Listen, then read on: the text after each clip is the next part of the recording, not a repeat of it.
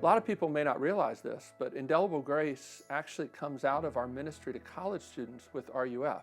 I've been doing RUF ministry at Belmont University, well, it'll be 20 years this fall. And one of the things we've done in the last few years is been able to go to the RUF Summer Conference and lead worship with a group from Jackson State University, which is a historic black university. And it's been really great to see just the barriers come down and the friendship that's developed through making music together. This is a song that's been kicking around for a while, but recently it's evolved into a gospel song. It just feels like the right song for the right time with all the stuff going on in our country these days. It's probably 7, 8 years ago when we started bringing students to summer conference, and at that point we didn't really have a large group, and so we didn't really have to think through music and worship. But I remember in the earlier days we'd bring a group, and there have been times where our group sort of felt isolated or distant from worship here, and over the years, man, our students have tried to redo hymns and have tried to be sensitive to our context. We're at Jackson State, and it's a historically black college and university.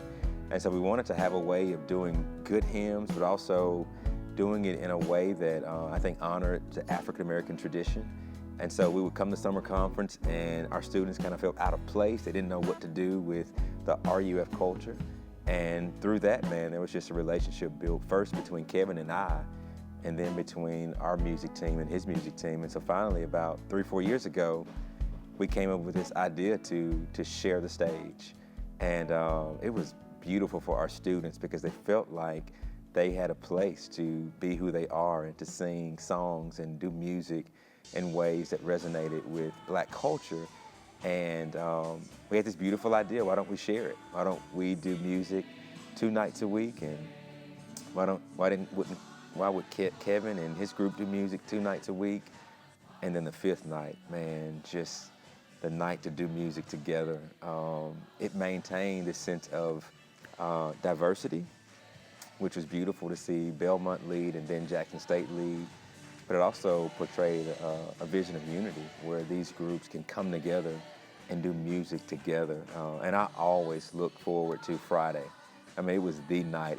For me, it was the high point of the week to see black and white and to see different styles and different instrumentation and different songs just sort of be on showcase, man, for our students. And it's just been a huge blessing to our groups. And so it's been great, I think, for RUF as a whole, just to see that we're not really limited to one style of music, but that there's diversity within our unity.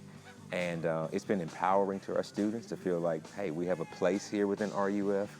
But more so, man, it's just been a way to develop friendships around the gospel and to learn from each other and to experiment with things. And so this project here that Kevin's working on, I'm so excited to hear it.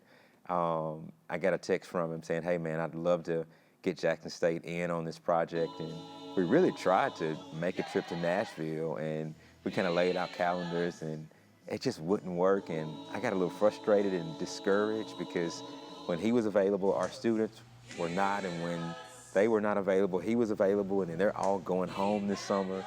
And I just got deeply discouraged, like, man, this thing isn't going to happen. And finally, Kevin called me and says, hey, man, I will fly down to Florida while you're at summer conference, and we will make it work. And that just showed me the level of commitment that he has, not only to this project, but to bring our students into it. And I hope that you're blessed by their music. Just kind of know that it's a lot of work and a lot of sacrifice on the back end to make this work. And so we're excited. I'm excited to hear it. I'm excited for you guys to hear it. And I look forward to just strengthening our friendship and our relationship centered around Jesus through music and hymnody over the next several years. In addition to the Jackson State RUF group singing on this one, I also got Blessing offer to sing the lead vocal. Now, Blessing is a Belmont alum, and he's making his way in the music business now. He had attended RUF some, and I'm really excited that he was willing to sing on this song. He did an amazing job.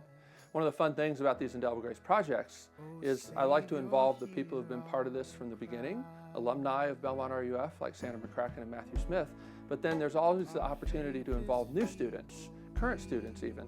And so I'm excited to be able to introduce some new voices like Blessing and others on this new project.